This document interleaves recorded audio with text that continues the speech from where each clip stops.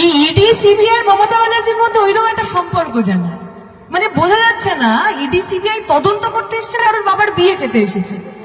একটা জায়গায় রেড হচ্ছে, সিবিআই ইডি একজনের বাড়িতে গেছে, টাকা তছরূপের জন্য বিভিন্ন ভাবে দুর্নীতি হয়েছে সেটা তদন্ত করতে ইডি সিবিআই গেছে। মমতা ব্যানার্জি একদম ভাসুর ঠাকুরের মতো, মানে শালির মতো আর কি, সে গেল যেরকম করে জুতো চুরি করে সেরকম করে এই ফাইলটা চুরি করে নিয়ে চলে এলো, আর ইডি একদম ভাসুর ঠাকুরের মতো বসে রইলো, কোনো কথা বলতে পারলো না। হয়তো পরে বলেছে ফোন করে যে জুতে দো পয়সা লো, আমাকে টাকা দাও আর তার পরিবর্তে এই ফাইলটা নিয়ে যাও, হয়তো কথা হয়ে গেছে, আমরা সেসব জানি না। এখন যে মানুষ আমার মাইকের আওয়াজ শুনতে পাচ্ছেন, যারা মনে মনে খুব আশ করেছিলেন সেই 14 সাল থেকে যে বিজেপিকে ভোট দেব, বিজেপি এখানে আসবে আর মমতা দিদিকে টাইট দেবে, আমি আপনাদের বলছি, যে মানুষগুলো বোকা বলছেন, যে মানুষগুলো ভাবছেন তৃণমূলকে টাইট দেওয়ার জন্য বিজেপিকে ভোট দেবেন, আমার কথা মিলিয়ে নিন। যে কটা ভোট আপনি বিজেপিকে দেবেন, আগামী দিনে সেই সব কটা ভোট ওই তৃণমূলের কাছে বিক্রি হয়ে যাবে, একটাও আপনার পাশে এসে দাঁড়াবে না। যারা মনে মনে ভাবছেন তৃণমূলকে শায়েস্তা করতে হবে, যারা মনে মনে ভাবছেন তৃণমূলকে সঠিক জায়গা দেখাতে হবে, আপনাদের বলছি বিশ্বাস করুন, আমাদের 11 সালের পর থেকে প্রতিদিন আমরা 8টা করে নির্বাচন হেরেছি।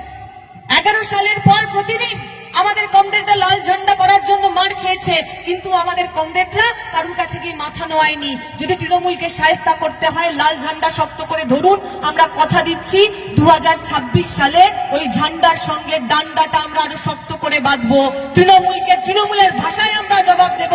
26-এর পর আর যা যা ওরা করেছে, 11-র পর থেকে যে যে অন্যায় অত্যাচার করেছে ওদেরকে আমরা ফিরিয়ে দেব। ওই শালী ভাসুরের মতো কোনো সম্পর্ক আমাদের সঙ্গে তৃণমূল বিজেপির থাকবে না, এই কথা আমরা বলতে চাই, এই কথা আমরা বলতে চাই। আমি মালদা স্টেশনে আজকে যখন সকালবেলা নেমেছি, কলতান্দা বলছিল আরো একটু ভোরবেলা নেমেছে, ঘুম চোখে স্টেশন থেকে নেমে হঠাৎ করেই ঘাবড়ে গেছে, দেখছে নরেন্দ্র মোদী হাত জোর করে দাঁড়িয়ে আছে। বুঝতে পারছি না কলতান্দা যে স্বপ্ন দেখছি না কি দেখছি রে বাবারে।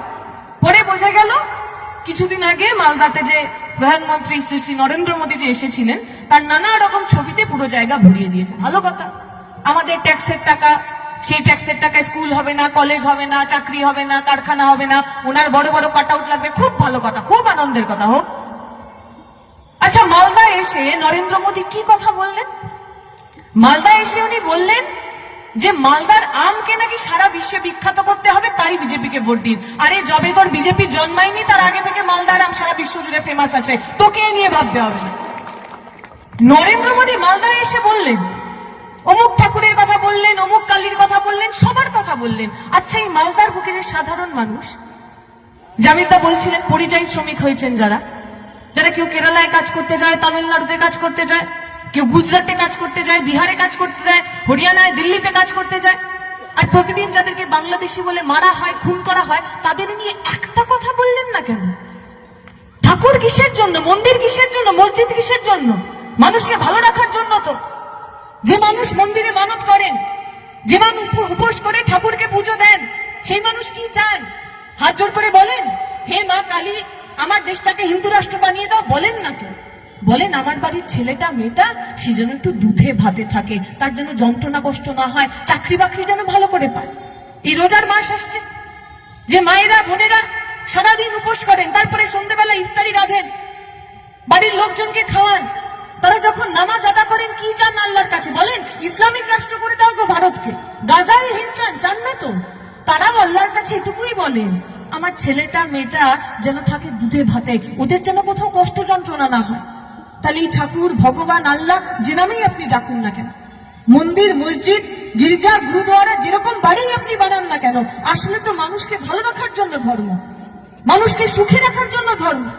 তাহলে এই বিজেপি তৃণমূল আপনার কাছে এসে ধর্মের নামে ভোট চাইবে। একজন বলবে আমি মন্দির করে দেবো, আমাকে ভোট দাও, একজন বলবে আমি মসজিদ করে দেবো, আমাকে ভোট দাও। আর মন্দির মসজিদে যাওয়া লোকগুলো যখন খুন হয়ে লাশ হয়ে বাড়িতে ফিরবে, তাদের হয়ে কেউ কথা বলবে না কেন? মমতা ব্যানার্জি বললেন যে পরিযায়ী শ্রমিকরা গেছেন, যারা রাজ্যের বাইরে কাজ করতে গেছেন, যারা খুন হয়েছেন, তাদের প্রত্যেককে 1 লাখ না 2 লাখ টাকা করে টাকা দেবেন আর একটা করে চাকরি দেবেন বলেছিলেন তো। আমরা বলছি ওই টাকা আপনার কাছে রাখুন, একটা চাকরি দিন, বাংলার মানুষকে বাংলায় কাজ করতে দিন, যাতে তাকে আর কখনো হরিয়ানা, কখনো উত্তরপ্রদেশ, কখনো বিহারে গিয়ে খুন না হতে হয়। এইটুকু করতে পারেন না আপনি? এত বড় বড় ডায়লগ দেন, এই কিছুদিন আগে আমাদের এক কমরেড ব্যাঙ্গালোরে থাকে, আব্দুল জব্বার তার নাম, মুর্শিদাবাদে বাড়ি, তিনি বলছিলেন তৃণমূলের বড় বড় নেতারা গিয়ে বলছেন না যে যেখানে যেখানে পরিযায়ী শ্রমিক আক্রান্ত হয়েছে তার ডেড বডি ফিরিয়ে আনা হয়েছে, তাদের বাড়ি যাচ্ছেন, টাকা দিচ্ছেন, ফটো তুলছেন, ভাষণবাজি করছেন। ওই ব্যাঙ্গালোর থেকে যে মানুষগুলো, যে পরিযায়ী শ্রমিকগুলোর মৃতদেহ ওই মুর্শিদাবাদ মালদা এসে পৌঁছেছে, তার টাকা রাজ্যের সরকার দেয়নি। এই লাল ঝান্ডার পার্টি, এই সিআইটিও তার গ্যাটের টাকা দিয়ে মৃতদেহগুলোকে বাড়িতে পৌঁছেছে। আপনারা পক্ষ নিন, কাদের সঙ্গে থাকবে?